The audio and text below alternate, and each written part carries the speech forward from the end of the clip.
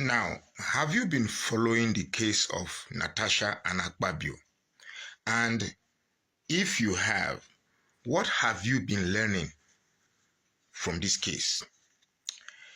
A quick recap will tell you that the lady was asked to move to another seat and an argument ensued, blah, blah, blah, blah, blah. And before you know it, she alleged that she was sexually harassed by the Senate president, and because of her action of declaring seat or whatever, she was suspended 6 months, which has never happened in the Senate.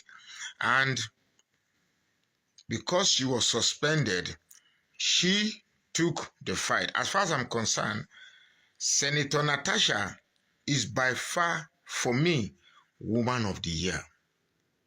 Hate her or like her, she is the Woman of the Year. Because this case has exposed a lot of things about this country, even though there are many outrageous things, but this one in particular exposed a lot of things. For instance, it exposed the fact that there are powers that be that determines what happens in this country. And if you go against this power, they will do everything to eliminate you. Not necessarily to unalive you, but to eliminate you.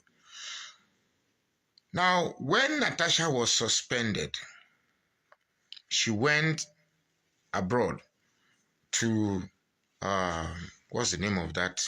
Anyway, she took her case internationally.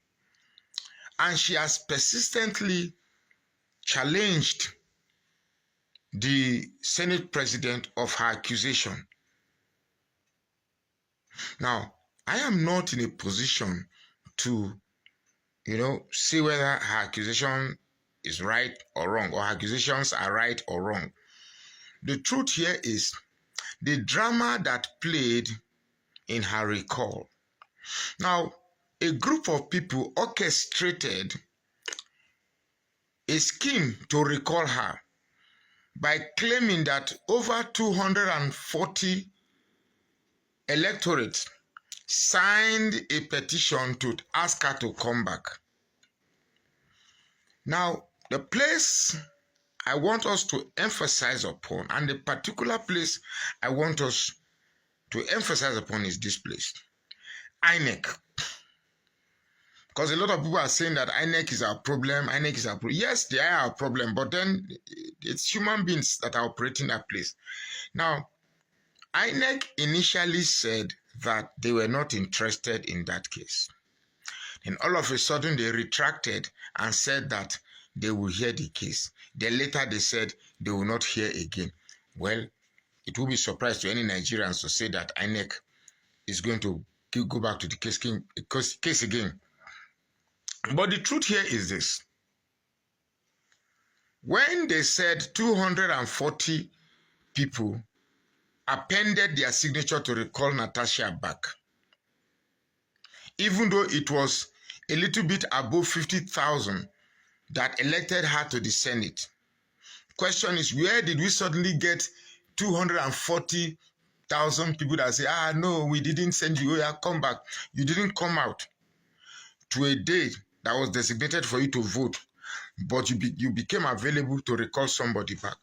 Well, this lady Natasha said, okay, she's going to come back home to prove whether there are indeed people who want her back.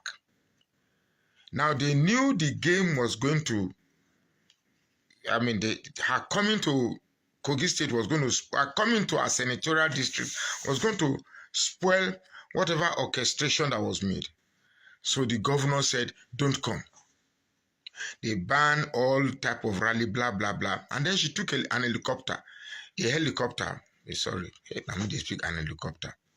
She took a helicopter from wherever she is to her place. That singular act endeared me to that woman. And then look at the crowd that came. Because if INEC had continued with the recall, the question would be, if you have 240,000 people that are asking this woman to come back, then Where the hell did we get those people that are celebrating? Or are you telling me that those people who came to welcome Natasha in her constituent were two-faced hypocrites who, in one hand, are penny signatures to recall her, in one hand, again, they are rejoicing to be her representative? The truth is that I made a video asking Akpabio to drop this matter or find a way to resolve this matter quietly, and he didn't listen. Perhaps this second video will pull his ear. See, that woman has defeated you in this imbroglio. She has defeated you. Accept this defeat honorably and allow sleeping dogs to lie. But the main lesson that you must learn from this Natasha's case is that when the people come together, no matter how conniving the powers that be is or are, they will succumb.